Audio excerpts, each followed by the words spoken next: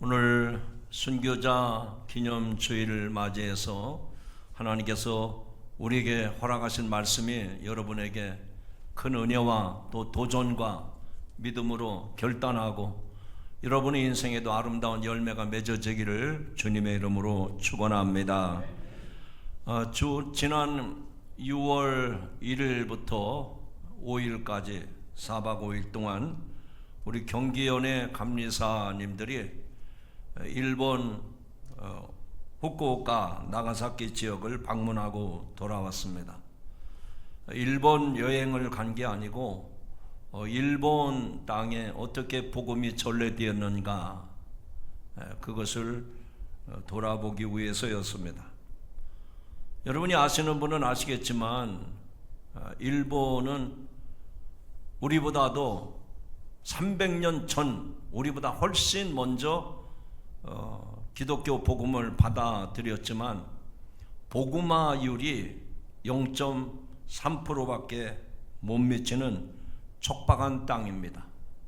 지금도 여전히 우상과 미신의 땅으로 알려진 일본입니다. 하지만 그 뒤에는 눈물과 피로 얼룩진 일본 기독교 역사가 있었다는 사실을 물론 전에 알고 있었지만 이번에 선교여행을 하면서 확실하게 보고 알게 되었습니다. 일본 규슈 지역 나가사키에 가면 일본 기독교의 순교 역사가 고스란히 남아 있습니다. 일본의 복음이 전해진 것은 1550년 포르투갈의 하비에르 선교사가 나가사키 히라도라고 하는 섬을 찾으면서부터 시작이 됐습니다. 이후 지역의 영주들이 기독교 신앙을 받아들이면서 복음은 일본 땅에 빠르게 전파되었습니다. 그리고 16세기 말 토요토미 히데요시가 전국을 통일하면서 곧바로 기독교 박해가 시작이 됩니다.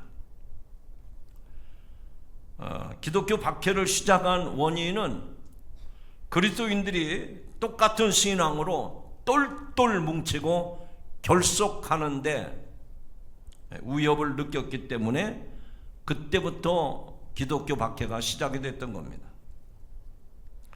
토요토미 히데요시는 오사카와 교토에서 활동하던 선교사들과 일본 기독교 신자들을 체포해서 나가사키까지 800km를 끌고 가서 처형을 했습니다. 토요토미 히데요시의 명령에 따라서 1597년 1월에 체포되어서 모진 추위 속에서 고문을 당하고 가는 동안에 귀를 잘라서 핍박을 가했습니다. 그래서 교토에서 시작해서 일본 전역을 그 마을 거리를 행진하다가 1597년 2월 5일 나가사키에 도착하게 됩니다. 나가사키 시가 내려다 보이는 언덕에서 십자가에 묶인 채로 많은 국민들이 보는 가운데 또 성도들 앞에서 26분이 순교를 당했습니다. 이것이 1597년 일본에서 일어난 최초의 순교 역사입니다. 그때 그 순교 역사로 끝이 나느냐? 아닙니다. 계속해서 수많은 순교의 역사가 있었습니다. 이번에도 저희들이 방문을 했었는데 그것뿐만 아니라 1627년부터 1631년까지 나가사키현 남부 지역에 있는 운젠 온천 지역에서 기독교 신앙을 가졌다고 하는 이유만으로 저렇게 펄펄 끓는 온천물에 던져버리고 고문을 하고 처형을 했습니다. 토요토미 히데요시 시대부터 기독교 금교령이 해제된 메이지 시대까지 300년 가까이 일본 기독교의 역사는 그야말로 박해와 순교의 연속이었습니다. 그런 박해를, 그런 선교자가 많이 있다 보니까 지금까지도 그들은 예수 믿으면 이런 어려움을 당한다고 하는 것이 잠재의식으로 남아있게 마련입니다. 그러나 그 과정에서도 굳굳하게 신앙을 이어온 그 믿음의 뿌리는 우리를 다시 한번 숙연하게 합니다. 오늘 기독교 신앙이 가장 영광스럽고도 무거운 이름, 바로 순교자의 삶을 기리는 순교자 기념주일을 맞이했습니다. 사실 우리가 믿음 생활하면서도 순교라고 하는 단어는 우리에게 너무나도 멀고 낯설게 느껴집니다. 신앙의 자유가 있는 시대인데, 지금이 어느 시대인데 순교를 해야 하나?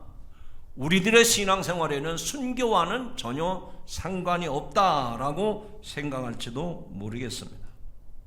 그러나 어느 나라이든 어느 민족이든 복음 전파의 역사는 바로 이렇게 피 묻은 순교의 역사였음을 분명하게 보여주고 있습니다. 그들이 바친 목숨의 값이 오늘날 기독교 신앙을 세우게 되었고, 우리나라 또한 이 순교자들의 핏값으로 한국 교회가 우뚝 서게 된 줄로 믿습니다. 오늘 선포되어진 말씀을 통해서 순교자 기념주의를 지키는데 그냥 과거의 역사로 기념하는 것으로 그치는 것이 아니라 오늘 이 시대에 우리가 감당해야 할 순교자의 신앙이 무엇인지 깨닫고 결단하는 그런 은혜의 시간이 되시기를 주님의 이름으로 축원합니다. 축원합니다. 아침 시간이라 여러분들이 몽롱하신 것 같아서 제가 일부러 크게 했습니다. 제가 소리 지른 이유를 여러분이 느꼈습니까? 여러분, 씨앗을 심어본 적이 있습니까? 씨앗을 그대로 두면 절대로 거기서 싹이 나지 않습니다.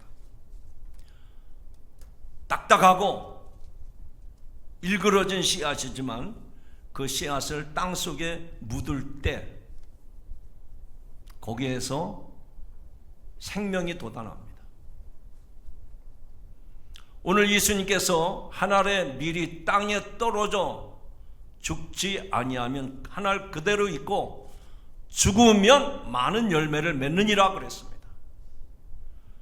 여러분, 이 말씀 한마디로 오늘 설교를 끝맺어도 됩니다. 무슨 얘기인 거 아니에요? 여러분이 믿음을 가졌어요. 신앙이 있어요. 근데 그게 썩지 않는 거예요. 땅에 던져지지 않는 거예요. 그냥 여러분의 모습 그대로 나달로 땅속에 묻혀져야 되는데, 썩어져야 되는데 아직 썩지 않아요. 아직 땅속에 묻혀지지 않아요. 오늘 선교자 기념주의를 맞이해서 세 사람을 소개하려고 합니다. 이분들의 신앙을 돌아보면서 여러분의 신앙과 한번 비교해 보시기 바랍니다. 첫 번째는 우리 감리교의 선교사였던 아펜젤라 선교사님입니다. 자, 먼저 요한복음 15장 13절을 읽겠습니다. 자, 크게 읽으시죠. 시작. 친구를 위하여 자기 목숨을 버리면 이보다 더 큰 사랑이 없나니. 1885년 4월 5일 부활절 아침 인천 제물포항에 장로교 온도우드 선교사와 감리교 아펜젤러 선교사 네 분 동부인이 촛발을 디뎠습니다. 이 아펜젤러 선교사님은 정동 제일교회를 설립하고 배제학당을 세워서 인재를 양성하고 또 많은 청년들을 일깨우는 계몽운동을 일으켰습니다.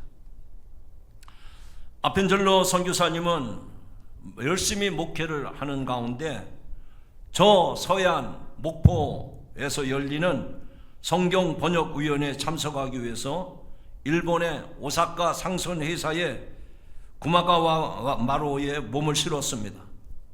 밤 10시경 짙은 안개 속에서 이 배는 다른 선박 기소가와 마루와 정면 충돌하게 됩니다. 배가 순식간에 침몰하기 시작하자 선실 밖에 있던 아펜젤러는 충분히 먼저 구명보트에 탈출할 수 있는 상황이었습니다. 하지만 배 안에는 그의 사역을 돕던 한국인 조사 조한규 씨와 목포 집으로 귀가하던 정신여학교 학생 무남 동료의 딸 이름은 아직도 밝혀지지 않았습니다.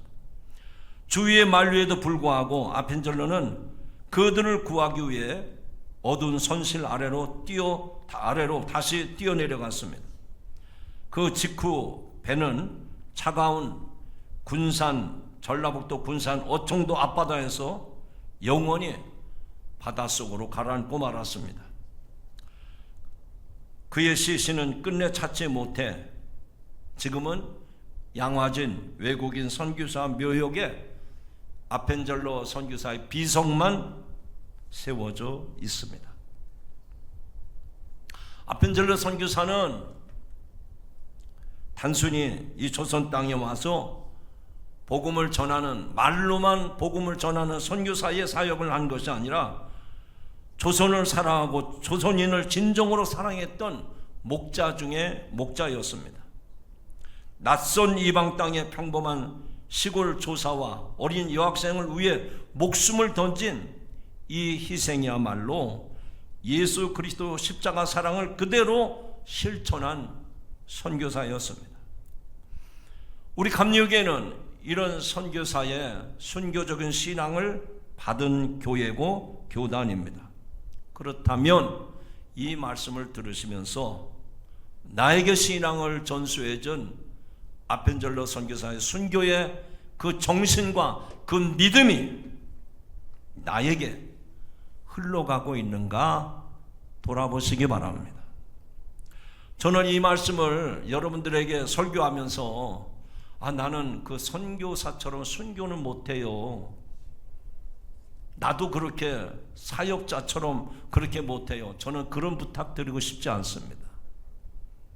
장로님, 권사님, 집사님, 순교하지 못하더라도요, 주일 하나 지켜보세요. 사람들 앞에서 나 예수 모른다고 그러지 말고 사람들 앞에서 당당히 나는 예수 믿는 사람입니다. 내가 교회 장로요, 권사요, 집사입니다. 이렇게 믿음을 지켜가는 성도 여러분들이 되시기를 주님의 이름으로 축원합니다. 두 번째 인물을 소개합니다. 최인규 권사입니다.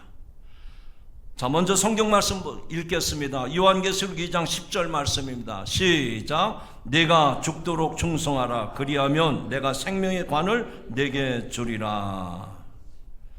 이 최인규 권사님은 강원도 삼척 출신의 사람입니다. 원래 예수 믿기 전에 술과 도박을 즐기면서 살았던 방탕한 사람이었습니다. 그러나 복음을 영접한 이후에 완전히 새 사람이 되어서 자기의 전 재산을 털어서 삼척에 있는 천국교회를 세우고 그 당시 감리교회 평신도 직분자였던 권사로서 교회를 삼척뿐만 아니라 동해 지역까지도 많은 교회를 돌아왔던 평신도 지도자였습니다. 1930년 후반 일제 신사참배와 동방요배 강요가 극에 달했을 때 많은 이들이 종교의식이 아닌 국가의 의식일 뿐이라며 그 신사참배와 또 동방요배 강요에 타협을 하고 고개를 숙였습니다. 심지어는 교단의 지도자들마저도 타협을 했습니다. 그러나 평신도 지도자였던 최인규 권사는 단호했습니다. 십계명의 1계명, 2계명을 저는 어길 수 없습니다. 황제는 인간일 뿐이고 경배를 받으실 분은 오직 여호와 하나님 한 분뿐입니다. 이렇게 고백하며 믿음을 지켰습니다. 그는 창시계명을 거절했고 일제가 부과한 세금마저 우상 숭배를 일삼는 정부의 세금을 낼 수 없다고 거부했습니다. 이로 인해서 가산이 통째로 몰수당하고 이 최인규 권사는 주재소에 수감되었습니다. 일제는 그를 미치광이로 몰아서 혹독한 고문을 가했습니다. 온몸의 뼈가 으스러지는 고문 속에서도 그는 입을 열 때마다 찬송을 불렀고 끝까지 신사참배를 거부했습니다. 결국 이 최인규 권사님은 함흥 형무소를 거쳐서 대전 형무소로 이감이 된 이후에 1942년 12월 16일 모진 고문의 후유증으로 옥중에서 순교하셨습니다. 목회자들도 타협하던 그 암흑기에 일제의 총칼 앞에서도 하나님 외에는 다른 신이 없다고 선포했던 이 권사님의 삶을 통해서 저와 여러분의 신앙을 한번 뒤집어 보시기 바랍니다. 오늘날 우리는 기독교 신자라고 말은 하면서도 세상 문화와 물질이라고 하는 우상 앞에 너무나도 태연하게, 너무나도 자연스럽게 타협하고 있지 않습니까? 우리의 신앙 양심을 깨우는 하나의 미랄이 되셨던 이 최인규 권사님의 모습이 우리의 신앙 안에서 되살아나기를 주님의 이름으로 축원합니다. 10번째로 김영학 목사님입니다. 김영학 목사님. 먼저 성경 읽겠습니다. 사도행전 20장 24절 크게 읽읍시다. 시작. 나의 달려갈 길과 주 예수께 받은 사명, 나의 목숨을 조금도 귀한 것으로 여기지 아니하노라. 이 김영학 목사님은 1922년 우리나라 남감리교회 선교부의 파송을 받아서 당시 일제의 압제를 피해서 저 러시아 땅, 소련이죠, 블라디보스톡 그리고 시베리아 지역으로 이주했던 우리 고려인들을 위해서 선교사로 자원했습니다. 사역 도중에 러시아의 볼셰비키 공산주의 정권이 들어서면서 교회에 대한 무서운 탄압이 시작됩니다.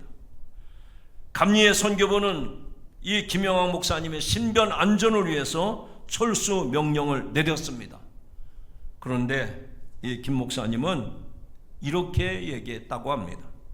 목자가 어찌 이 양들을 두고 어디로 가겠습니까? 내가 떠나면 이 어린 신자들을 누가 돌봅니까? 조선에 있던 아내와 자녀를 뒤로 한 채 홀로 시베리아 땅으로 유배를 당합니다. 공산정권은 그에게 간첩 및 반혁명분자라는 뉘명을 씌워서 징역 10년형을 선고하고 악명 높았던 시베리아 고를라그라고 하는 강제 노동 수용소로 그를 보냅니다. 영하 40도에 육박하는 혹독한 추위 속에서도 얇은 죄수복 한 벌을 입고 하루 14시간씩 얼어붙은 땅을 파고 돌을 나르는 중노동에 시달렸습니다. 사지가 마비되고 피를 토하는 고문 속에서도 이 김영학 목사님은 기도의 끈을 놓지 않았고 결국 1933년 1월 수용소의 차가운 바닥에서 하나님의 부르심을 받으셨습니다. 이 김영학 목사님은 편하고 안전한 길을 선택할 수 있음에도 불구하고 영혼 구원을 위해서 가시밭길을 걸어가신 그 목사님, 그의 신앙, 오늘날 교회가 잃어버린 야성과 선교적인 사명을 이 김영학 목사님을 통해서 다시 한번 한국 교회와 성도들이 회복해야 될 줄로 믿습니다. 이제 말씀을 맺고자 합니다. 침몰하는 뱃속에서 다시 뛰어들어서 한국인 동행자들을 구하고 바다의 미랄이 된 우리 감리교 아펜젤러 선교사님, 그리고 일제의 서슬포론 칼날 앞에서도 하나님 외에는 다른 신이 없다고 신사참배를 거부하고 옥사하신 평신도 지도자 최인규 권사님, 그리고 공산 정권 박해 속에서도 내 양을 버릴 수가 없다고 시베리아 얼어붙은 감옥을 지켰던 김영학 목사님, 이분들이 목숨을 바쳐서 지켜낸 그 신앙, 그 믿음은 단순히 종교적인 의식이 아니었습니다. 세상의 그 어떤 가치와도 바꿀 수 없는 예수 그리스도라고 하는 절대적인 진리가 이들의 생명을 담보로 믿음을 지켜냈던 것입니다. 그렇다면 오늘을 살아가는 저와 여러분, 그 고귀한 선교자의 신앙을 어떻게 이어받고 어떻게 지켜야 하겠습니까? 저는 있을 수도 없는 얘기지만, 또 그런 일이 있어서도 안 되겠지만, 그러나 만약이라고 하는 가정을 해봅니다. 6.25 동족상진이나 일제 36년의 압제가 다시 우리에게 반복된다면 이런 분들의 신앙처럼 믿음을 지켜낼 수가 있을까? 그 총칼 앞에서, 그 감옥의 고통 속에서 과연 오늘 나의 믿음이 그것을 이겨낼 수 있을까? 너무 단편적으로 보는 것 같아서 죄송하지만 주일 한 번 못 지키는 신앙이, 전도 한 사람 못하는 신앙이 어떻게 그걸 지켜낼 수 있겠어요? 저와 여러분, 우리 스스로 부끄러움을 느끼면서 이 선교자 기념주일에 그 믿음의 선배들은 그 당시 믿음을 저버리지 아니하고 생명같이 그 신앙을 지켰고 교회를 지켰다면 오늘 우리들이 지켜야 될 것이 무엇일까?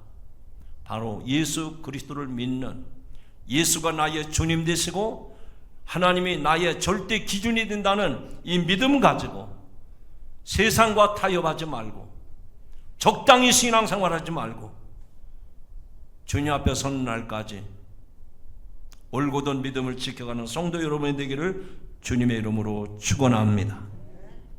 저는 분명히 말할 수 있습니다. 그때나 지금이나 일반이라고 생각하겠지만 그렇지 않습니다.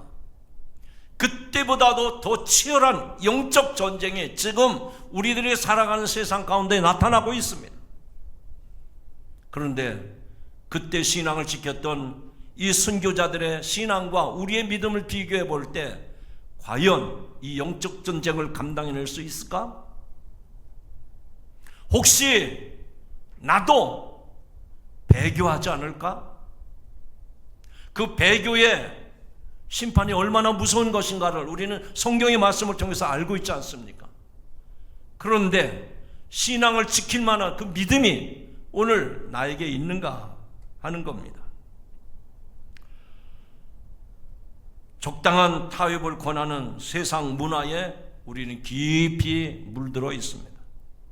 물질과 성공이 우상이 된 이 세상에서 복음의 가치를 쉽게 잃어버리고 그 성공 신화를 따라가고 있는 우리들의 모습을 볼 때 과연 그 신앙을 지킬 수 있을까? 나 자신의 편안만을 쫓는 이기주의가 끊임없이 우리들의 신앙을 요동치게 하고 있는데 과연 흔들림 없이 그 믿음을 지켜낼 수 있을까? 사랑하는 성도 여러분, 오늘 우리는 순교자 기념주의를 지키면서 옷깃을 여매게 됩니다. 오늘날 우리가 순교자의 신앙을 지키는 길은 내 삶의 자리에서 예수님을 믿는, 그리고 예수님을 증거하는 살아있는 증인으로 살아가시기를 주님의 이름으로 축원합니다. 이 증인이라고 하는 말은 순교자, 순교라고 하는 말과 어원이 같습니다. 즉 내가 증인이 된다고 하는 말은 그 사실에 대해서 어떤 대가라도 응당받겠다고 하는 법적인 책임을 지겠다고 하는 것이 증인이라는 말입니다. 근데 순교라는 말도 똑같은 어원을 가지고 있어요. 성도 여러분, 오늘날 세상의 구조가 손바닥 젖히듯이 뒤집어지는 세상인데 여러분의 믿음만큼은 흔들리지 않기를 주님의 이름으로 축원합니다. 왜 그렇겠죠? 왜 우리가 흔들리지 말아야 될까요? 나를 붙드신 예수님, 나를 세우신 예수님, 오늘 나를 여기까지 있게 하신 하나님은 한 번도 저와 여러분을 모른다고, 내가 너 같은 사람을 신뢰할 수 없다고 외면하지 않으셨어요. 부족함에도 불구하고, 어리석음에도 불구하고, 믿음이 적음에도 불구하고 여전히 우리를 세워주시고 우리와 함께 하시는 주님이심을 믿으시기 바랍니다. 그렇다면 우리의 믿음이 얼마나 귀한 것인가를 알아야 됩니다. 앞서 말씀을 드렸던 이 순교자들의 신앙을 우리가 다시 한번 되새기면서 이 거룩한 유산을 나를 통해서 우리 자녀와 후세들에게 이어갈 수 있는 그런 역할을 감당하는 성도가 되기를 주님의 이름으로 축원합니다. 오늘 순교자 기념주일을 지키면서 이 한 주간만이 아니라 또 거창한 구호가 아닐지라도 여러분이 가정에서, 직장에서, 일터에서 묵묵히 예수님을 증거하는 증인으로 살아갈 수 있기를 주님의 이름으로 축원합니다. 기도하시겠습니다. 사랑과 은혜가 충만하신 하나님 아버지, 오늘 순교자 주일을 맞이해서 주님이 가신 그 십자가의 길을 묵묵히 뒤따라갔던 신앙의 선배들을 기억하게 하시니 감사합니다. 하나님 아버지, 그분들이 기꺼이 썩어지는 한 알의 밀알이 되었기에 오늘 우리가 이 풍성한 복음의 열매를 누리며 자유롭게 예배하고 신앙할 수 있음을 기억합니다.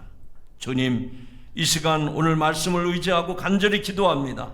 선배들이 흘린 순교의 핏값으로 세워진 이 교회가, 그리고 오늘을 사는 우리가 안일함과 타협의 잠에서 깨어 일어나게 하옵소서. 우리도 주님이 부르신 삶의 자리에서 예수님을 증거하는 증인이 되게 하시고 복음의 한 알의 밀알이 되어서 많은 열매로 맺어지게 하옵소서. 우리 주 예수님의 이름으로 간절히 기도하옵나이다. 아멘.